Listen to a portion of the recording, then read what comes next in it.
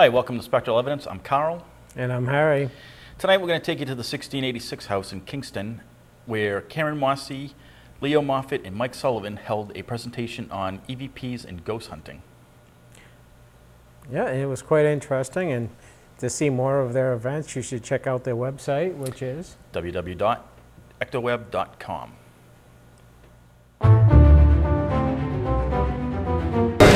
Each one of us to you.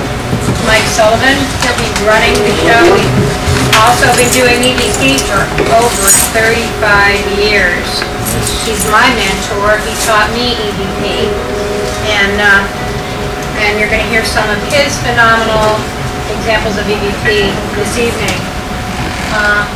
We have Leo Moffat right here. Leo, and this, I'm not exaggerating when I say this, is the best paranormal photographer in existence today. All right, and I'm not.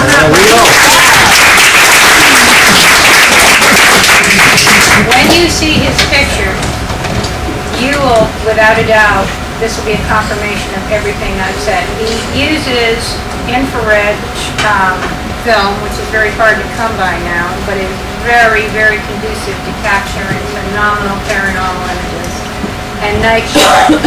And in my opinion, he's just a magnet for the ghosts anyway, because they just love to put on a show for him. And you're going to see this in his pictures.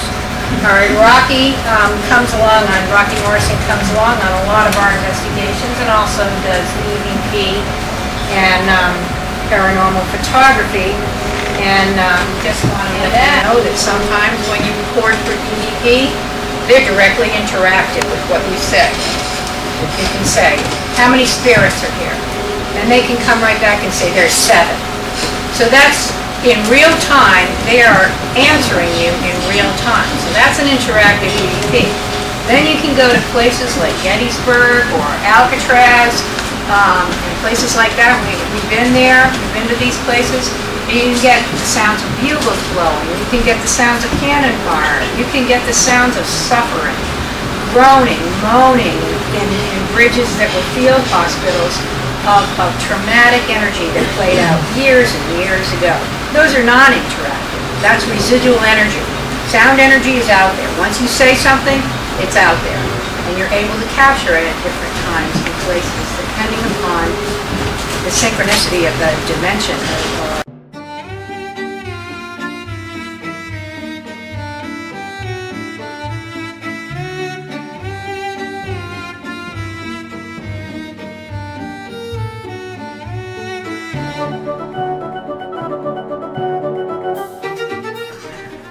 Hi, and thank you so much. I know you're really busy. Your name? Marlene Gillespie. And you own this restaurant? I own the restaurant with my husband, yes. How long have you owned it? We've owned it for about 10 years. My husband's been in this building, though, for over 27 years. Did you know prior that it was haunted? I didn't know that. And they kind of talked about it, but they weren't sure. And I used to sleep right upstairs in the top of the barn area. And that's where I had first encountered something strange. A very, very cold wind blew through me in the when I was sleeping, and it woke me right up. So that kind of scared me. I kind of was like, Steve, you need to get up and check this out, because why is it so cold in here? And he didn't feel it, he didn't see it, he didn't know anything about it. But that was enough for me to start thinking that there's something here. Then one night, at the time we didn't have a bathroom upstairs, so we'd come downstairs to go to the bathroom.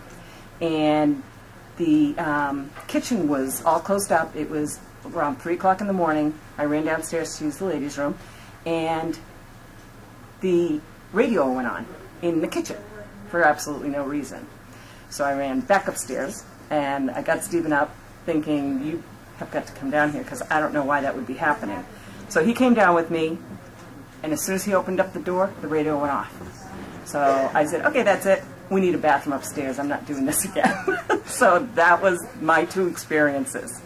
And they were in the old barn. So that's what I felt. How do you feel about all the evidence people gather here? I'm okay with it. I mean, we haven't had any bad things. Everything's been good things.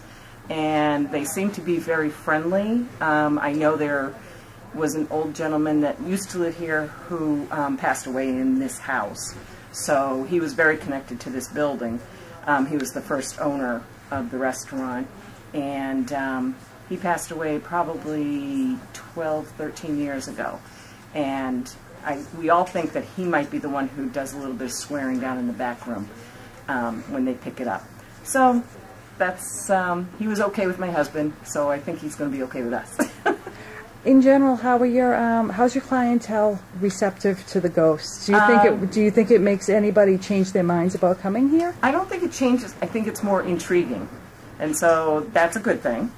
And like I said, I've never had bad encounters here, so I'm okay with what has happened here, and I think the customers are too, and they're just more intrigued than anything. And so far, what's the best piece of evidence that anyone's ever presented to you? I'd say mostly like my servers when they go into the ladies' room. We used to wear old skirts here, dressed up almost century-like, and the girls would go in the bathroom and their dresses would be blown up or lifted, and they would be calling in the bathroom like, "Hey, who's in here?"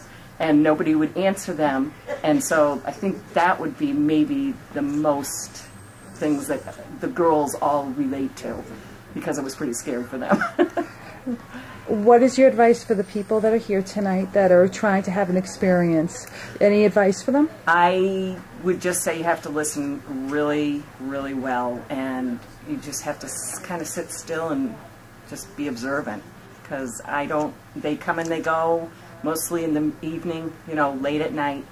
And my daughter, when she cleans, she feels it down here. But that's about it. I think mostly in the evenings.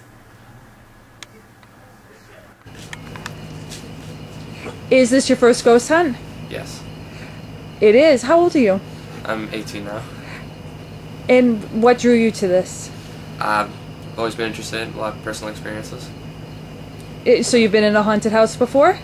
Yeah, you can say that. What's your scariest experience? We've seen shadow figures in rooms, and yeah, just a lot of shadow figures and voice went on them. What are you hoping will happen tonight? Hoping to see something new. Maybe some good new experience. Did you bring any equipment? I brought a camera with a recorder and a video recorder in it, so hoping to get something out of everything. Is there anything you're nervous about happening? Not really. Not nervous, maybe I won't see anything. And Crystal, this is your first ghost hunt? It is, yeah. What are you hoping to find? I don't know, I just hope I see something or hear something, you know? What are you expecting? I don't really know, to be honest with you. This is the first time I've done it, so I don't know.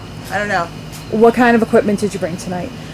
I have a camera. My mother brought all sorts of things. Digital recorders? Digital recorder, the thermometer, the whole 9 yards. Yeah. Have you ever spent the night in a haunted house? No. Have you wanted to? I would, yeah. I would. What sparked your interest in paranormal investigation? I've always been kind of interested in it, but I met Leo at the Wyndham a while back, and he's really interested me in it. Are you afraid of anything? I am, but I'm not. If I had Karen's experience at Alcatraz with somebody on top of me, I think that would freak me out. And so you have no reserves, you're not worried about anything tonight? No, I'm open to anything, yeah. Anything goes, right? Yeah, absolutely. And what would be your advice for someone coming on a ghost hunt so far? Oh, just do it. It's awesome. It's fun. It's fun. It's interesting. I'd like to welcome Karen Mossey. How are you today? I'm good. Nice to be here. That was an excellent presentation. Thanks. Yeah, we enjoyed it very much, and listening to the EVPs, was very, very interesting, and to hear it with our own ears was, something you can talk about it, but once you hear it, it's totally different. And we tried to show our best evidence that we had, some of the best evidence that we have, and some of the really phenomenal places that we've been to. And we're right here right now in the 1686 house, which in Kingston, New Hampshire, which happens to be very haunted. We've done several investigations here, and we presented some of that evidence, both video evidence of actual apparitions walking right through what probably was at one period in time a doorway. Some phenomenal pictures of images, Civil War soldiers that were captured, and an incredible EVP that we captured as well. Now, how many investigations have you done here? 3. 3. Yeah, might be 4. My memory's failing me right now. We might have been here. Well, we had 2 actual presentations here, so I guess all in all. Tape recorders out. All right, we're going to ask some questions and see what we get.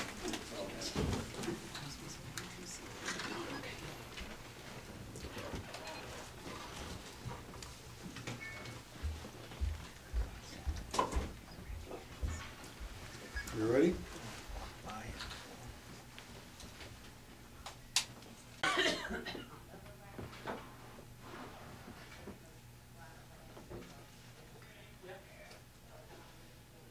Can you do that again?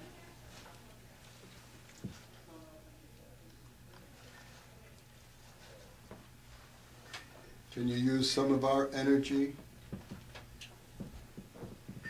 We have a lot of energy in here.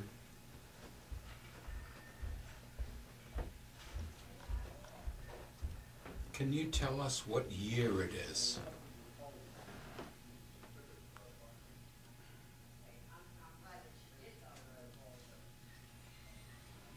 Did you die here?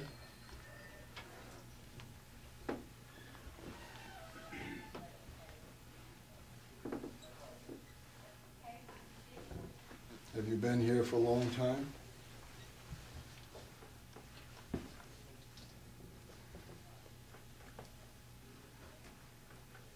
Thank you for the information. We don't want to keep it going for such a long time because, you know, we could be listening to hours and hours of stuff and not have anything there. So we try to keep the EVPs short enough so that we can play them back, and, you know, if there's nothing on there, we just erase it and start over again. So let me see if we've gotten anything on. Really? Yeah. I can't tell you anything. It was beeping like crazy, and my daughter figured out how to turn the sound off. And what is it? It's a ghost meter. It does That's an EMF meter, right? electrical fields. Yeah, EMF. Right. Yep. Electromagnetic fields. fields. And where did you get that? Online at the ghost store. No, I want to be with you. And when the lights go off, Oh, it the beeps bar, like they say, crazy, is but we really turn the sound down. Go to the bar. So now it's doing it again. Okay, And it that's goes pretty busy. crazy. Yeah.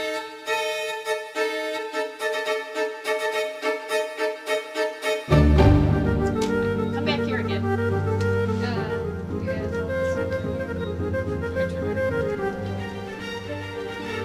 You're here. Tell us who you are. Who are you?